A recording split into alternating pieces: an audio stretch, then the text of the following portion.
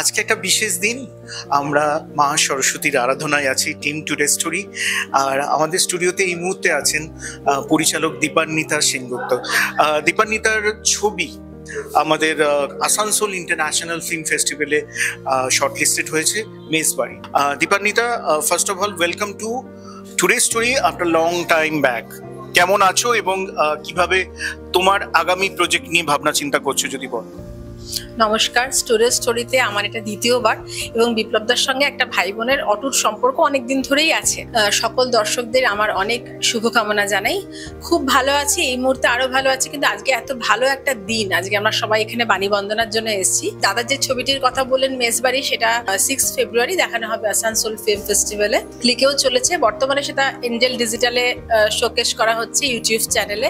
সেখানেও প্রচুর অলরেডি আমার ওটা 3 লাখ ভিউ ক্রস করে গেছে। আগামীতে মেজবাড়ি ছাড়াও তোমার আর কি কি প্রজেক্ট নিয়ে চিন্তা ভাবনা করছো সেটা যদি আমাদের দর্শকদের বলো।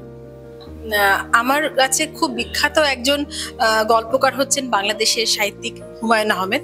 আমি আবারও তার লেখা ছোট গল্পের ওপরেই কাজ করছি, এটুকু বলতে পারি। তবে সেটা অবশ্যই ফ্যামিলি ড্রামার থেকেও সেটা অনেক বেশি থ্রিলিং এবং খুব থ্রিলার একটা ছবি, খুব শিগগিরই আসছে।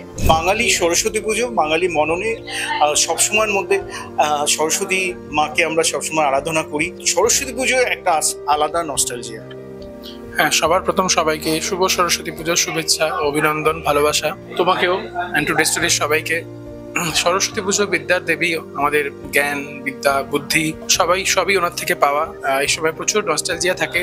স্কুল, তারপরে কলেজ, তারপরে এখন কর্মক্ষেত্রে মা সরস্বতী সবসময়। অ্যান্ড আমাদের এই ফিল্ডে যারাই কাজ করে তারা মা সরস্বতীর সাথে রোজই তাদের সম্পর্ক। মা আমাদের সবাইকেই সবার নিজের সন্তানের চোখে দেখেন, সবাইকে আশীর্বাদ করেন। অ্যান্ড আমি চাইবো সবাই মা সরস্বতীর আশীর্বাদে খুব ভালো কাজ করুক, খুব ভালো থাকুক। তোমার কাছে সরস্বতী পুজোর ইম্পর্টেন্সটা কি?